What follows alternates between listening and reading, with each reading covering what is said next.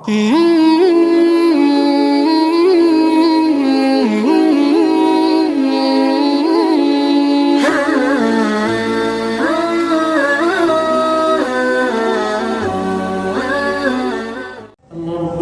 کا بہت بڑا احسان ہے کہ اللہ تعالیٰ نے ہم سب کو اپنے گھر میں آنے کی توفیق عطا فرمائی، اور اللہ تعالیٰ سے دعا ہے کہ اللہ رب العزت ہم سب کو بار بار اور دن میں کم سے کم 5 بار اپنے گھر میں آنے کی توفیق عطا فرماتا ہے۔ اور یہ توفیق جو ہے اللہ تعالیٰ نے موت تک نصیب فرمایا۔ بہت بڑا اعزاز ہوتا ہے کہ جس شخص کو اللہ اپنے گھر میں بلا لے۔ اپنے گھر میں ہر کسی کو نہیں بلایا جاتا، ہر اہل گہرے کو نہیں بلایا جاتا، جانے انجانے میں کسی انجان بندے کو نہیں بلایا جاتا۔ جس کے ساتھ جان پہچان ہوتی ہے، جس کے ساتھ تعلق ہوتا ہے اور جس کے ساتھ گہرا تعلق ہوتا ہے، اس کو ہی انسان اپنے گھر بلاتا ہے۔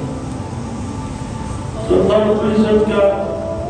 بہت بڑا احسان ہے کہ اللہ رب العزت ہمیں اپنے گھر میں آنے کی توفیق عطا فرمائے، کیونکہ اللہ رب العزت نے قرآن مجید میں فرمایا وَمَا تَوْفِيقِي إِلَّا بِاللَّهِ، نہیں توفیق ملتی الا باللہ، مگر اللہ چاہے اللہ کے علاوہ کوئی توفیق نہیں عطا کر سکتا۔ اس لیے انسان کو جو بھی نیکی کی توفیق ملتی ہے یہ اللہ رب العزت کی رضا کے ساتھ ملتی ہے، اللہ کی توفیق کے ساتھ ملتی ہے۔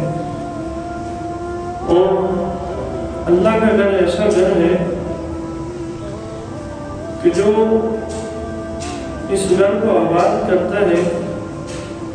اللہ تعالیٰ قیامت کے دن اس کو اپنے عرش کے سائے کے نیچے جگہ عطا ہوگا۔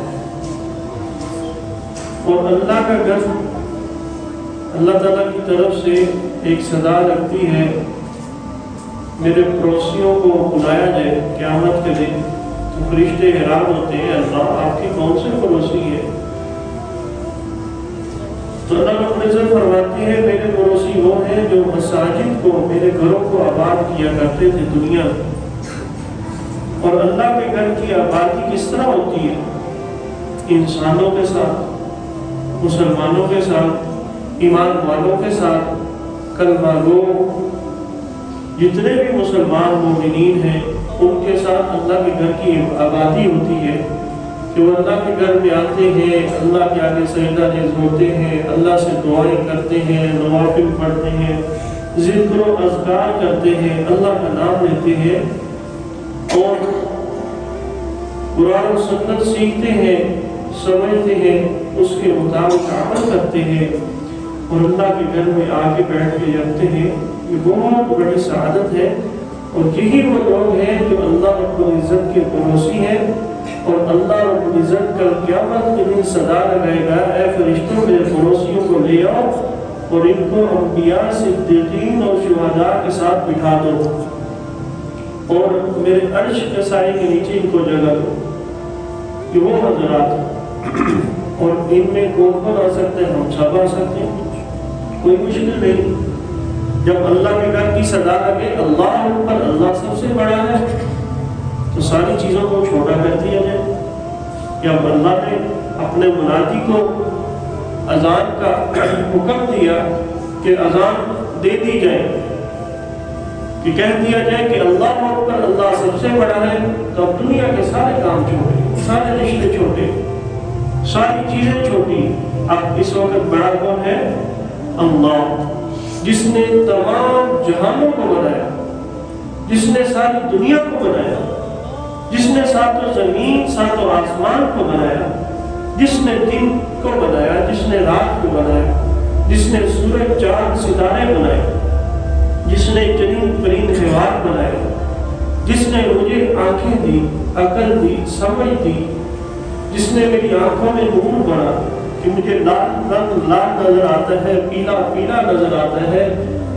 اور سفید سفید نظر آتا ہے، کالا کالا نظر آتا ہے، اور لاکھوں رنگ جو ہے مجھے ہر رنگ الگ نظر آتے ہیں. یہ میرے اللہ رب العزت کی بنائی ہوئی تخلیق ہے جو میرے اللہ نے مجھے عطا کی. یہ مجھے زبان دی کہ جس زبان سے میں بولتا ہوں کہ مجھے معلوم ہے میرے باپ کو میں نے کس طرح بلانا، میری والدہ کو بلانے کے لیے ماں کا لفظ امی کا لفظ استعمال کرنا، اپنی اولاد کو اپنے بچے کو بلانے کے لیے بیٹا بلانا ہے، بیٹی بلانا ہے، بیوی کو بلانے کے لیے کیا کہتا ہے. یہ زبان مجھے اللہ رب العزت ہے. تو میرا محترم، جس نے ساتوں زمین ساتوں آسمان بنائے، اس رب کی جب صدا لگ جائے اللہ اکبر، اللہ سب سے بڑا ہے، تو پھر دنیا کے سارے دندے، سارے کام، سارے کاروبار، ساری محنتیں، ساری مشقتیں، سارے یہ دماغ کی سوچ فکر سب کچھ چھوٹی ہو جاتی ہے. پھر جب منادی پکارتے آ جاؤ، اللہ اب بڑے کی آواز آ گئی، بڑے کی طرف سے بلاوا آ گیا، اب دنیا کے کام چھوٹے ہو گئے، بڑے نے بلا دیا آ جاؤ. تو پھر دن میں جب 5 وقت یہ صدا لگتی ہے، اور 5 وقت جو بندہ اللہ رب العزت کو بڑا مان کر اس بڑے کے گھر میں آتا ہے، اپنے آپ کو عاجز و انکساری کے ساتھ، اور اپنے سجدہ جب سر کو زمین پہ لگاتا ہے، اور حدیث مبارک میں آتا ہے مومن ایمان والا ایسا ہی ہے سجدے کی حالت میں جیسے اللہ کے قدموں میں اس نے اپنا سر رکھا.